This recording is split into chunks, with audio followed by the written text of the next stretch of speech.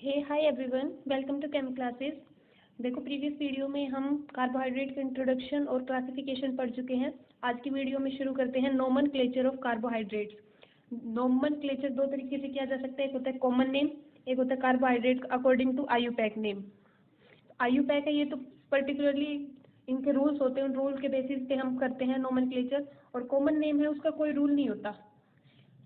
But एक common चीज़ है कि कार्बोहाइड्रेट्स को जनरली जो उनका कॉमन नेम है उसमें एक सफिक्स यूज होता है, जनरली सब में ही होता है, that is O S E. Suffix यानी लास्ट में ओ एस ई यूज होता है, जैसे ग्लूकोज ओ एस ई है लास्ट में, fructose, sucrose, sucrose, lactose, galactose, mannose, ऐसे बहुत से हैं, सेलुलोज। तो मतलब ये वो कार्बोहाइड्रेट है जिनके लास्ट में ओ एस ई आता है, सफिक्स यूज होता है ओ एस ई। मोस्टली सब में होता है, लेकिन कुछ ऐसे भी कार्बोहाइड्रेट है जो कार्बोहाइड्रेट तो है लेकिन उनका जब कॉमन नेम करते हैं तो जो सफिक्स है वो ओ एस ई नहीं लगता। जैसे स्टार्च हो गया, स्टार्च लास्ट में ओ एस ई नहीं है। और जैसे ग्लिसरल्डिहाइड, ये कुछ ऐसे भी कार्बोहाइड्रेट है जिनके लास्ट में ओ एस ई नहीं लगता। तो जो कॉमन नेम है उनका कोई रूल नहीं होता, ये इनके नेम होते हैं, ये हमें याद करने होते हैं कि ग्लूकोज हो गया, फ्रक्टोज, सुक्रोज, मैनोज, इस तरह से। लेकिन आईयूपैक नेम जब भी करते हैं तो उनका रूल के हिसाब से करते हैं। ये हम अपने जूनियर क्लासेस में पढ़ चुके हैं कि आईयूपैक नेम किस तरह से करते हैं। जैसे हम एक ग्लिसरल्डिहाइड का एग्जाम्पल लेते हैं, ये एक ट्रायोज है, इस तरह से 3 कार्बन होते हैं इसमें। तो ये हमारा ग्लिसरल्डिहाइड है। लेकिन देखते हैं कि आईयूपैक नेम के हिसाब से इसको हम नेमिंग कैसे करते हैं।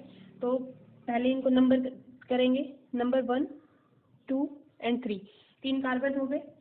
तो जो सेकंड और थर्ड कार्बन है उस पे हाइड्रोक्सिल ग्रुप लगा हुआ है और फर्स्ट पे एल्डिहाइड ग्रुप है। तो एल्डिहाइड को प्रेफरेंस देंगे, एल्डिहाइड मेन ग्रुप है इसमें। तो हम लिखेंगे 2,3, आईयूपैक नेम के according 2,3 di hydroxyl, 2,3 di hydroxyl. 3 carbon है तो प्रोप, 3 कार्बन के लिए प्रोप, सिंगल बॉन्ड है सब कार्बन के बीच तो एन, प्रोपे। और एल्डिहाइड के लिए लगता है ए एल, प्रोपेनल। तो फर्स्ट कार्बन पे ये तो ये लिखने की जरूरत नहीं है। तो ये हो गया 2,3 डाई हाइड्रोक्सिल प्रोपेनल। तो आईयूपैक नेम के अकॉर्डिंग हम ऐसे नेमिंग करते हैं। वैसे इसका कॉमन नेम होता है ग्लिसरल्डिहाइड। तो जनरली हम कार्बोहाइड्रेट्स का कॉमन नेम ही यूज करते हैं। आईयूपैक नेम बहुत रेयरली यूज किया जाता है, कभी कभी आईयूपैक नेम यूज होता है, बट मेनली हम इनका कॉमन नेम ही यूज करते हैं कार्बोहाइड्रेट्स का। नेक्स्ट है हमारा reducing sugar and non reducing sugar. ये क्या होता है? देखो, रिड्यूसिंग शुगर वो कार्बोहाइड्रेट्स जो टॉलरेंस रिएजेंट और फेलिंग सॉल्यूशन को रिड्यूस कर सके। The carbohydrate which reduce Tollens reagent and Fehling solution they are known as reducing sugar. और नॉन रिड्यूसिंग इसका अपोजिट हो जाएगा कि they carbohydrate which do not reduce Tollens reagent and Fehling solution they are known as non reducing sugar. तो reducing sugar के जो example है वो होते हैं सभी monosaccharides, all monosaccharides are reducing sugar, all monosaccharides and disaccharides। disaccharides में सिर्फ एक को छोड़ के, एक्सेप्ट सुक्रोज। सुक्रोज एक ऐसा डाइसैक्राइड है जो नॉन रिड्यूसिंग शुगर है। बाकी सारे डाइसैक्राइड और सभी मोनोसैक्राइड रिड्यूसिंग शुगर होते हैं। और नॉन रिड्यूसिंग में आ जाता है ऑल पॉलीसैक्राइड्स, जैसे स्टार्च, सेलुलोज, ये सभी नॉन रिड्यूसिंग शुगर्स है, ऑल पॉलीसैक्राइड्स।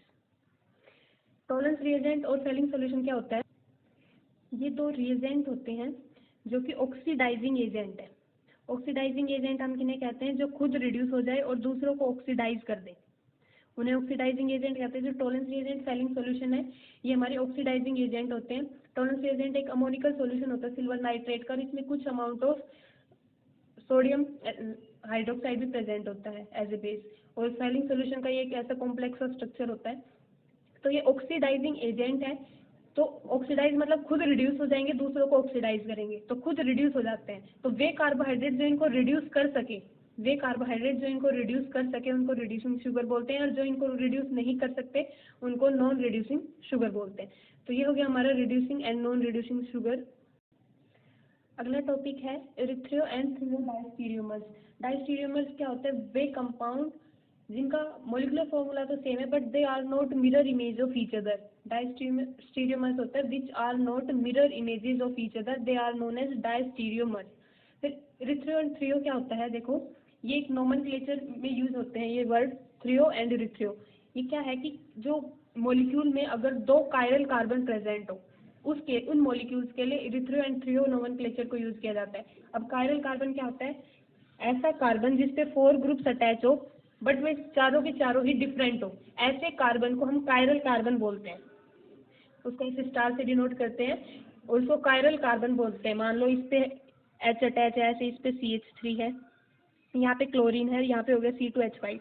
तो इस पे 4 ग्रुप अटैच है इस कार्बन पे और चारों ही डिफरेंट डिफरेंट है, so it is known as chiral carbon. तो ऐसे मॉलिक्यूल जिन पे 2 कायरल कार्बन हो और एडजेसेंट पोजीशन पे ही हो, 2 कायरल कार्बन हो एडजेसेंट पोजीशन पे हो, तो उन केसेस में हम थ्रियो एंड इरिथ्रियो वर्ड यूज करते हैं एज देयर नोमेनक्लेचर। इरिथ्रियो होता है if the two like groups, जैसे OH हो या फिर कुछ भी हो सकता है कोई भी ग्रुप, पर वो लाइक हो। If two like groups in the projection formula are on the same side then isomer is known as erythro, and if the two like groups in the projection formula are on the opposite side then the isomer is called thrio। इसको example से समझने की कोशिश करते हैं। मान लो ये एक हमारा इस तरह से जब हम रिप्रेजेंट करते हैं फॉर्मूला को, इसको प्रोजेक्शन फॉर्मूला बोलते हैं। तो हमने यहाँ से रिप्रेजेंट कर दिया, यहाँ पे H एंड OH ये कंपाउंड है, इसमें 4 कार्बन एटम्स है 1 2 3 एंड 4 और इसमें ये OH एक ग्रुप है।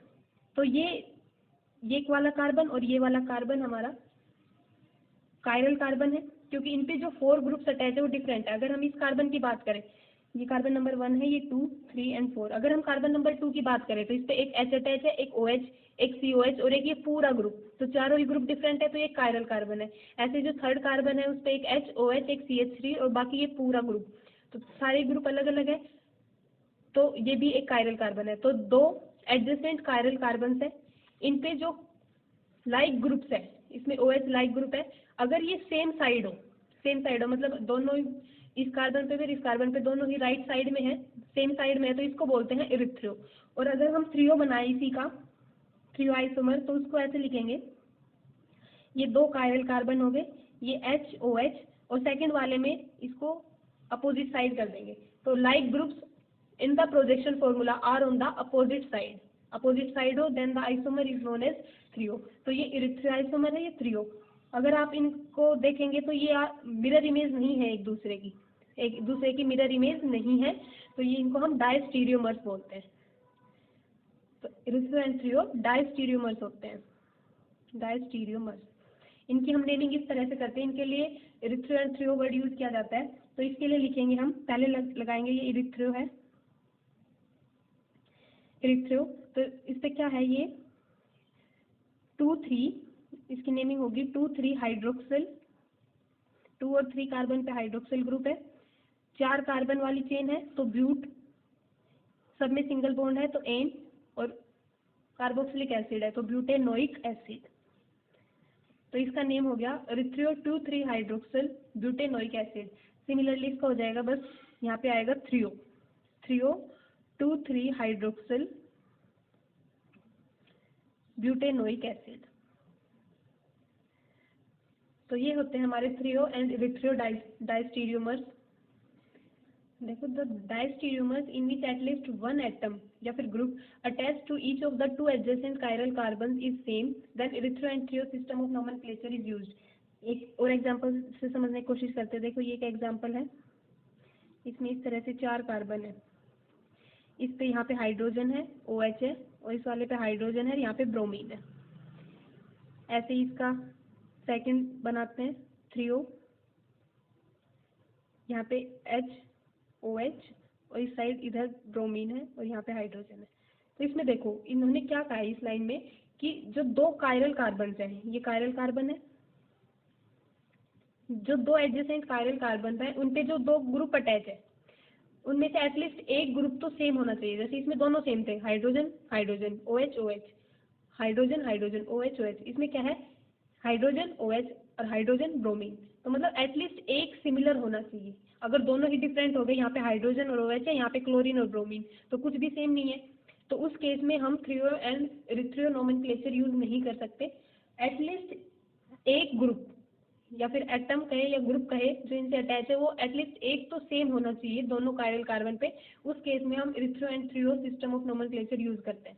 देखो इसमें सेम क्या है, हाइड्रोजन, इधर भी हाइड्रोजन है, इस पे भी हाइड्रोजन है, ये सेम साइड है, तो ये हो गया हमारा इरिथ्रियो, ERYTHRO, ये हो गया इरिथ्रियो। और इसमें जो हाइड्रोजन है वो अपोजिट साइड में है, तो ये हो गया थ्रियो, इरिथ्रियो एंड थ्रियो नोमेनक्लेचर। तो ये बात जरूर है, याद रखनी है। अगर इस तरह से कोई चीज होगी, जैसे यहाँ पे H है, OH है, यहाँ पे हो गया क्लोरीन और यहाँ पे मान लो CH3, इस तरह से कुछ चीज है, तो अब इसमें ये दो कायरल तो चलिए ये C2H5 लगा लो, इन दोनों में क्या है, दोनों कार्बन कायरल है, लेकिन इन पे जो ग्रुप अटैच है उनमें कोई भी ग्रुप आपस में सेम नहीं है, हाइड्रोजन है, क्लोरीन है, C2H5 और OH है, कुछ भी सेम नहीं है, तो इस केस में हम erythro and threo nomenclature use नहीं कर सकते। उसके लिए एटलीस्ट एक एटम या फिर ग्रुप को सेम होना पड़ेगा, दोनों जो कायरल कार्बन पे जो एटम या ग्रुप अटैच है उनमें से एक को, एटलीस्ट एक को सेम होना पड़ेगा। अगर दोनों सेम है तो भी ठीक है, एटलीस्ट एक को तो होना ही पड़ेगा, तभी हम erythro and threo nomenclature use कर सकते हैं। अब एक कार्बोहाइड्रेट का एग्जाम्पल लेते हैं। एल्डिहाइड ग्रुप है, 4 कार्बन वाला है, यहाँ पे CH2OH, ये H OH, यहाँ पे भी H and OH, एक ये हो गया। सेकंड इस तरह से CH2OH H OH और यहाँ पे अपोजिट साइड हो गया OH और H, तो ये एक कार्बोहाइड्रेट है। इसमें क्या है, ये दो कायरल कार्बन है, सेकंड और थर्ड कार्बन है, ये कायरल कार्बन है, एल्डिहाइड ग्रुप है, पॉलीहाइड्रोक्सी एल्डिहाइड है, पॉलीहाइड्रोक्सी एल्डिहाइड है। तो इसमें देखो OH OH सेम साइड में है, तो ये इरिथ्रियो हो गया, ओहो ये हो गया इरिथ्रियो, और OH OH इसमें अपोजिट साइड में है, ये हो गया थ्रियो। इनका जो एक्चुअल में कॉमन नेम है, इन कार्बोहाइड्रेट का जो एक्चुअल में कॉमन नेम है वो भी इन्हीं के बेसिस पे, इसको बोलते हैं इरिथ्रियोज, OSC लग गया बस, ये इरिथ्रियोज है और ये है थ्रियोज। तो ये समझ आ गया होगा इरिथ्रियो क्या होता है, थ्रियो क्या होता है। इरिथ्रियो सेम साइड हो, सेम ग्रुप, थ्रियो में अपोजिट साइड हो। अगला टॉपिक है कॉन्फिगरेशन ऑफ मोनोसैकेराइड्स। कॉन्फिगरेशन का मतलब क्या है, अरेंजमेंट ऑफ एटम्स या फिर ग्रुप्स इन स्पेस, कि किस तरह से एटम अरेंज है स्पेस में, that is known as configuration. Configuration दो तरह की होती है, एक होती है रिलेटिव कॉन्फिगरेशन, रिलेटिव कॉन्फिगरेशन, और second one is absolute configuration, absolute configuration. जो हम DL पढ़ते हैं, DL configuration, that is relative configuration, DL configuration is relative configuration. और RS नोमेनक्लेचर भी पढ़ते हैं, rectus and sinister, RS nomenclature, RS configuration, तो RS is known as absolute configuration and DL is known as relative configuration. इनकी definition है, relative configuration, it is defined as the arrangement of atoms और groups in space of a particular stereoisomer of a compound relative to another compound whose configuration is taken as standard। इसमें relative, इसमें हम एक reference standard लेके चलते हैं, reference standard लेके चलते हैं, एक रेफरेंस मॉलिक्यूल लेके चलते हैं और उसके कॉन्फ़िगरेशन को स्टैंडर्ड मानते हैं, उसके रिस्पेक्ट में दूसरों की कॉन्फ़िगरेशन को डिसाइड करते हैं। ये तो हो गया रिलेटिव कॉन्फ़िगरेशन। और एब्सोल्यूट कॉन्फ़िगरेशन में हम ऐसा कोई रेफरेंस यूज नहीं करते, ये होता है एक्चुअल अरेंजमेंट ऑफ एटम्स और groups in space of a particular stereoisomer of a compound. देखो जो कार्बोहाइड्रेट्स हैं उनको मेनली DL कॉन्फ़िगरेशन से शो करते हैं, उनके लिए हम RS कॉन्फ़िगरेशन यूज नहीं करते। RS हम अमीनो एसिड्स के लिए यूज करते हैं, कार्बोहाइड्रेट के लिए हम मेनली DL कॉन्फ़िगरेशन यूज करते हैं। RS कॉन्फ़िगरेशन क्या होता है ये हम किसी और वीडियो में डिटेल में देखेंगे, आज हम देखेंगे DL कॉन्फ़िगरेशन। देखो जो कार्बोहाइड्रेट है उसमें रेफरेंस स्टैंडर्ड के लिए हम ग्लिसरॉल्डिहाइड का यूज करते हैं, ग्लिसरॉल्डिहाइड, इसको एज ए रेफरेंस यूज कर लेके चलते हैं, इसकी कॉन्फ़िगरेशन के बेस पे दूसरों की कॉन्फ़िगरेशन डिसाइड करते हैं कि वो D होगी या L होगी। देखो किस तरह से होती है।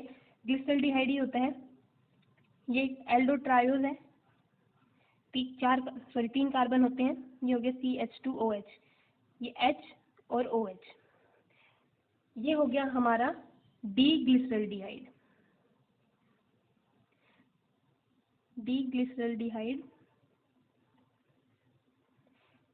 और अगर सेकंड कार्बन पे हम OH लेफ्ट साइड में कर दें, इसको कहेंगे L ग्लिसरॉल्डिहाइड। OH अगर राइट में है, OH अगर राइट में है उसको बोलेंगे D, OH अगर लेफ्ट में है उसको बोल दिया L।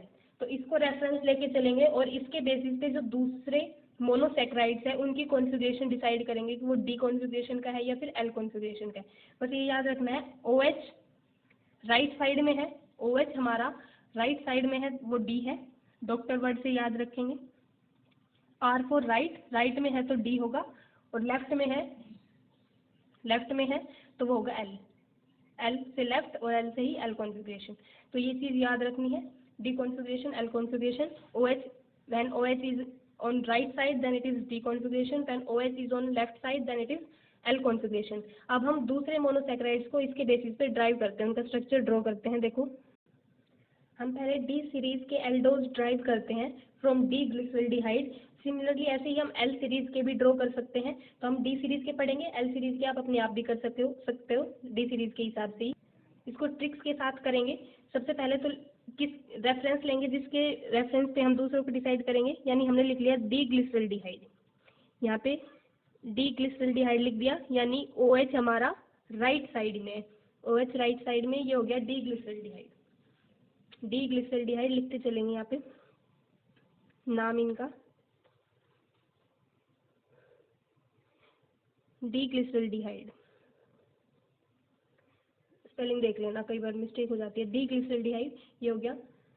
ये तो है हमारा ट्रायोज, इसमें 3 कार्बन है। फिर इससे ड्रॉ होंगे 2 टेट्रोज, मतलब कि जिनमें 4 कार्बन होंगे, फिर उनसे फर्दर पेंटोज, फिर उनसे हेक्सोज, इस तरह से ड्रॉ होंगे। किस तरह से, देखो एक ट्रिक है, ये याद रखना है, गेट G से E और T ड्राइव होंगे। इनका नाम क्या होगा ये भी हम अभी पढ़ लेंगे, कैसे स्ट्रक्चर होगा। तो बस ये याद रखना, गेट, फिर इससे फर्दर 2 ड्राइव होंगे और इससे भी 2 ड्राइव होंगे। ये वर्ड रखना, गेट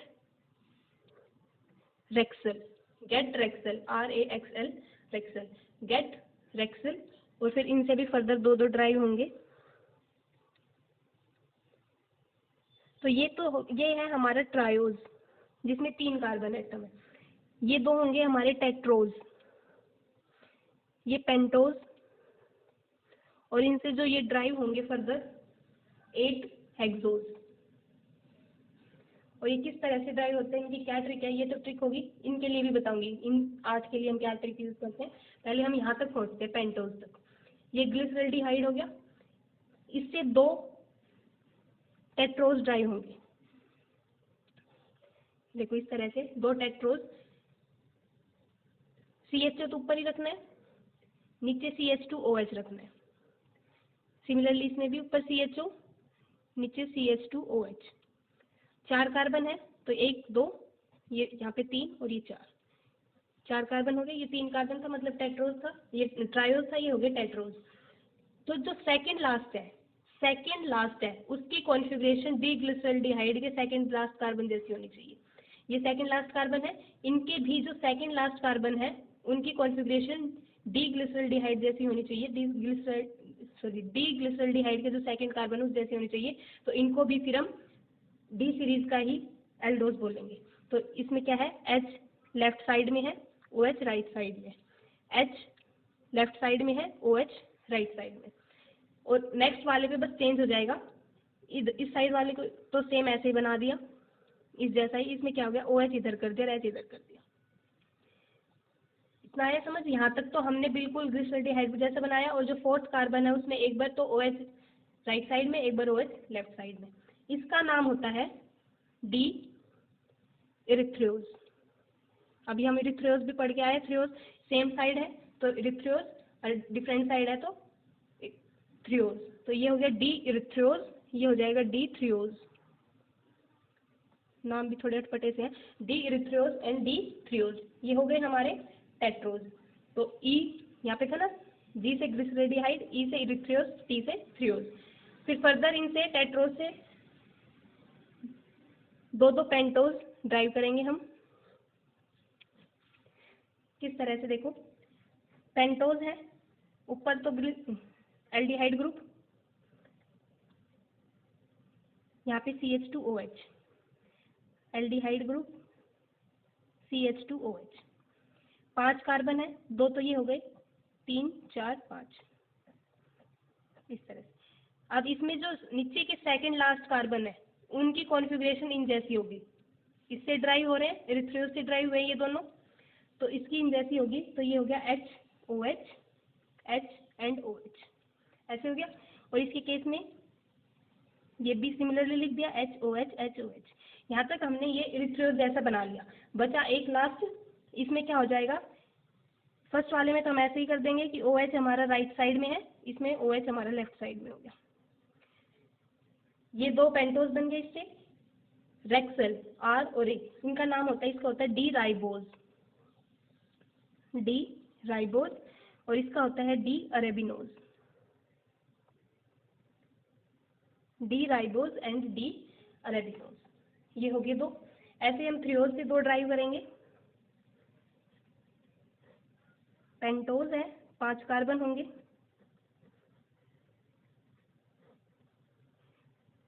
इस तरह से। तो लास्ट वाले दो दो तो हम थ्रियोज जैसे लिखेंगे। थ्रियोज में क्या है, सेकंड लास्ट HOH, तो इसमें भी HOH, और third last OH H OH H। फिर बचा ये, इसमें पहले तो OH हम राइट साइड में लिखेंगे पहले वाले पे, और दूसरे वाले पे OH हम लेफ्ट साइड में लिखेंगे। ये हो गया हमारा थ्रियोज से दो ड्राइव हुए। X और L, इसको बोलते हैं डी जाइलोज, ये जाइलोज होता है, और ये होता है लाइजोज, जाइलोज लाइजोज। तो हम यहाँ तक कर चुके हैं पेंटोज तक। ग्लिसरॉल्डिहाइड से हमने इरिथ्रियोज एंड थ्रियोज ड्राइव किया, फिर उससे इरिथ्रियोज से राइबोज अरेबिनोज, और थ्रियोज से जाइलोज लाइजोज, इस तरह से हमने ड्राइव कर लिए। तो यहाँ तक हम कर चुके हैं पेंटोज तक। आई होप यहाँ तक आपको समझ में आ गया होगा। ट्रिक्स के साथ एक दो बार बना के देखोगे, आपको ये बिल्कुल फिंगर टिप्स पे हो जाएंगे। नेक्स्ट हम करते हैं कि हेक्सोज कैसे ड्राइव करते हैं। तो यहाँ तक हम पेंटोज तक कर चुके हैं, राइबोज अरेबिनोज जाइलोज एंड लाइजोज रेक्सल, ठीक है। अब इन सब से भी फर्दर दो दो हेक्सोज ड्राइव होंगे। तो सबसे पहले देखते हैं राइबोज से। राइबोज से दो ड्राइव होंगे, CHO, हेक्सोज होंगे यानी 6 कार्बन होंगे, तो दो तो ये हो गए, 3 4 5 और 6, इस तरह से हम कर लेंगे सब में।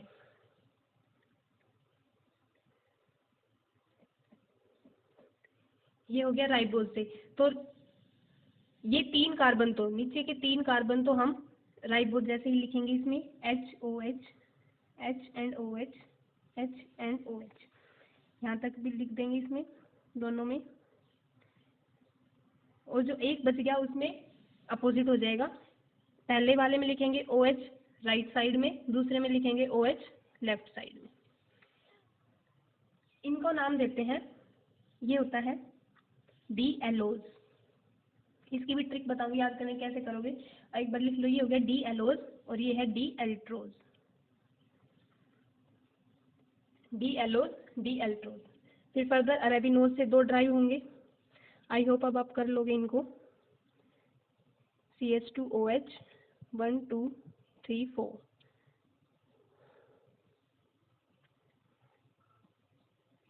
वही ट्रिक, पहले इसको अरेबिनोज जैसे लिखेंगे, HOH HOH OHH,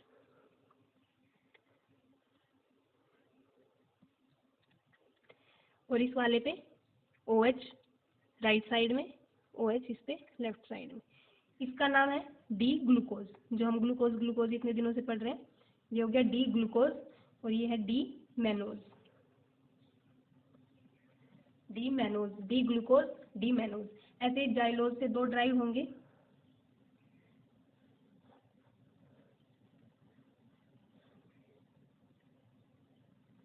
ऐसे ही कर देते हैं बिल्कुल सिमिलरली। अब तो आप खुद भी ड्रॉ कर सकते हैं इनको। नीचे के 3 वाले जाइलोज जैसे लिखेंगे, HOH, OHH एंड HOH। ये भी सिमिलरली, और इस पे OH हो जाएगा हमारा लेफ्ट राइट साइड में, और इस पे OH लेफ्ट साइड में। इसका नाम होता है डी गुलोज। ग्लूकोज और गुलोज, ये गुलोज है, ये ग्लूकोज है, डी गुलोज, और ये डी इंडोज। ऐसे ही लाइजोज से 2 ड्राइव होंगे।